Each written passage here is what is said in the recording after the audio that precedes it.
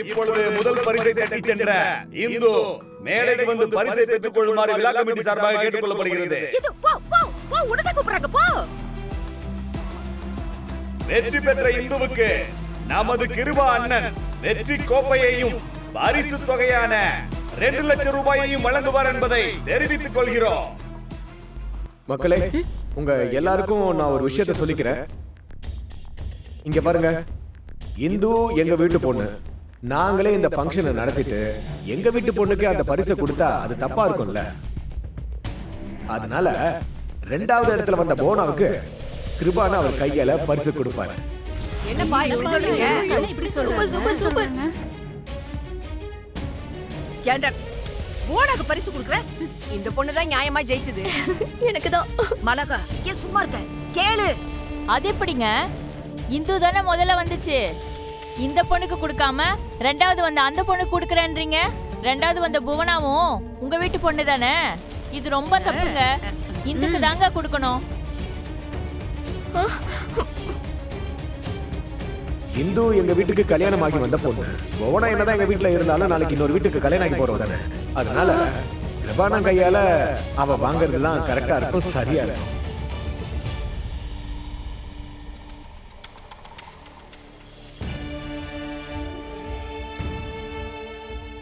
என்னங்க நீங்க இந்த கீழ விழுந்த அடியெல்லாம் வாங்கி இருக்க?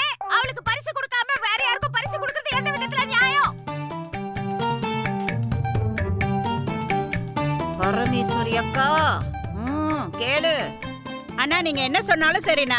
நியாயமா பார்த்தா இந்துக்கு தான் கொடுக்கணும். அந்த புள்ள 2 வாட்டி கீழே விழுந்துருச்சு. அதோட முதல் பிளேஸுக்கு வந்திருக்கு. அதுக்கு தானா கொடுக்கணும். நீங்க சீக்கிரம் கொடுங்க முதல் பரிசு.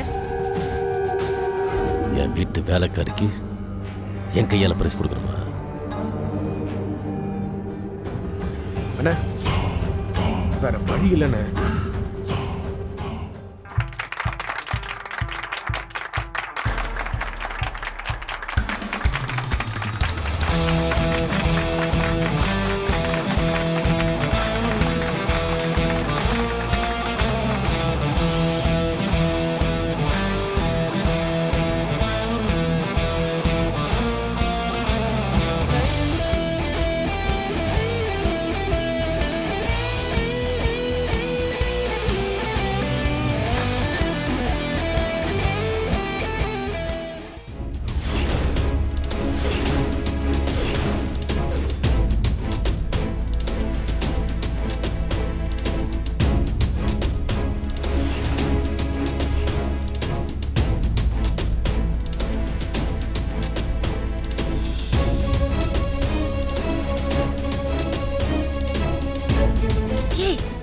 என்ன பண்றாரு உங்க அப்பா?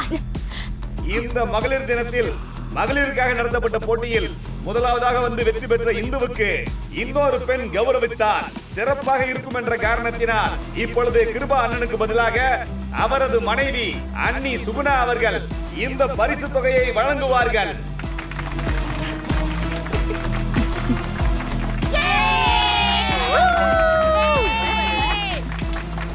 நீங்க கரெக்டான நேரத்துல என் பாரதி என்கிட்ட கொடுத்ததுனாலதான் இந்த போட்டியில என்னால ஜெயிக்க முடிஞ்சதுன்னு. அப்படிலாம் ஒண்ணும் இல்ல சிஸ்டர். உண்மையிலேயே நீங்க தேங்க்ஸ் சொல்லணும். அம்மா அம்மா இல்ல சிஸ்டர், நானே இந்த தேங்க்ஸ் வாங்கிக்கிறேன் சிஸ்டர். வைங்க. என்ன பாக்குறாங்க? உங்களுக்கு டைம் ஆச்சு, ஆஸ்பத்திரி போங்க. போங்க போங்க, பார்த்து போங்க.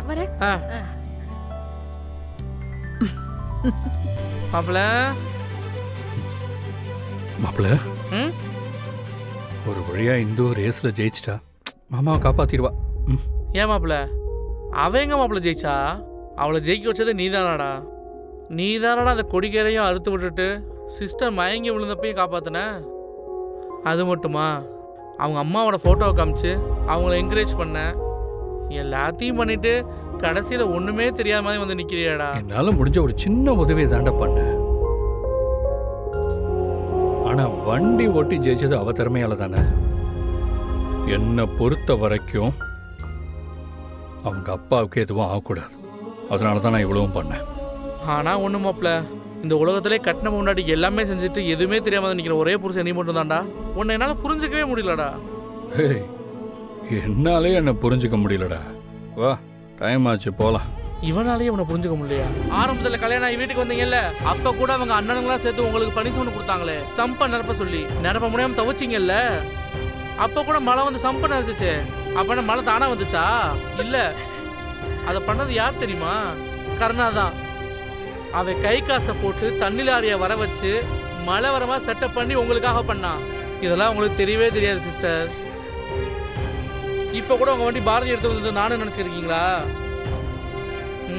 கிடையாது, அவன் தான் வாங்கிட்டு வந்தான். அதுக்கு அவன் வண்டி ஆர்சி புக் அடமான வச்சு உங்களுக்காக வாங்கிட்டு வந்தது அவன் தான். நான் கூட போய் கேட்டேன், ஏன் மாப்பிள்ள சிஸ்டருக்கு தெரியாம பண்ணிக்கிட்டு இருக்க அப்படின்னு. நான் பண்ணேன்னு தெரிஞ்சா அவ வாங்க மாட்டான்னு சொன்னா சிஸ்டர். அந்த ஒரே காரணத்துக்காக தான் அமைதியா இருந்தேன். இப்போ கூட உங்கள்கிட்ட சொல்றதெல்லாம் அவன் விரும்பவே மாட்டான். ஏன்னா அவன் பண்ண உதவியை சொல்லி காமிச்சா அவனுக்கு பிடிக்கவே பிடிக்காது. அவனுக்காக நான் தான் உங்கள்கிட்ட சொல்ல வேண்டியதா போச்சு. அவன் அடிதடி பண்றவன் தான் சிஸ்டர், நான் இல்லைன்னு சொல்லலை. ஆனால் அவன் ரொம்ப நல்லவன். இனிமையாவது அவன் நல்ல மனசை புரிஞ்சு நடந்துக்கங்க. இதை பாருங்க சிஸ்டர், உங்கள் விருப்பம் இல்லாமல் கல்யாணம் நடந்திருக்கலாம். நீங்கள் ஆசைப்பட்ட மாதிரி அவன் நல்ல புருஷனாக இல்லாமல் இருக்கலாம். நீங்கள் அவன்கிட்ட நல்லா பேசலான்னா கூட பரவாயில்ல. நீங்கள் ஒதுக்குற அளவுக்கு அவன் கெட்டவன் கிடையாது. கொஞ்சமாவது புரிஞ்சு நடந்துக்கங்க.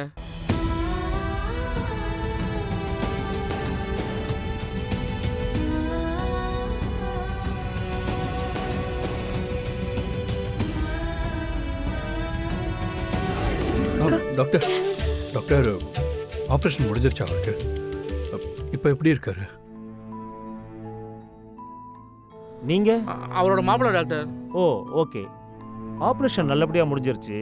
அவருக்கு இப்போதைக்கு ஹார்ட்ல எந்த பிரச்சனையும் இல்லை.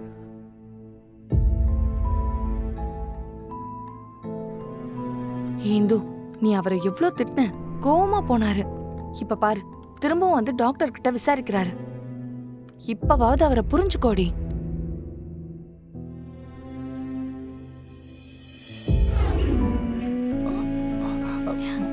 மாமா மாமா படுங்க படுங்க படுங்க, ஒண்ணு படுங்க. வாங்க மாப்பிள்ள. அப்பா, இப்ப எப்படிப்பா இருக்கு? வலி ஏதாவது இருக்கா? வலியெல்லாம் பெருசா எதுவும் இல்லைம்மா. லேசா மயக்கம் இருக்கிற மாதிரி இருக்குமா.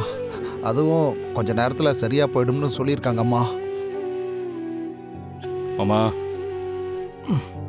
இங்க பாருங்க, இனி பயப்படுறதுக்கு எதுவும் இல்லையா. நான் டாக்டர்கிட்ட பேசிட்டேன். ஆப்ரேஷன் நல்லபடியாக முடிச்சிருச்சு. நாளைக்கே டிஸ்சார்ஜ் பண்ணிக்கலாம்னு சொல்லிட்டார். அம்மா, இந்து எங்கம்மா? வெளியே தான் இருக்காப்பா. அவளை கூப்பிடுமா. உங்க எல்லாரையும் ஒன்னா பார்க்கணும் போல இருக்கு. இருங்கப்பா, நான் கூப்பிடுறேன்.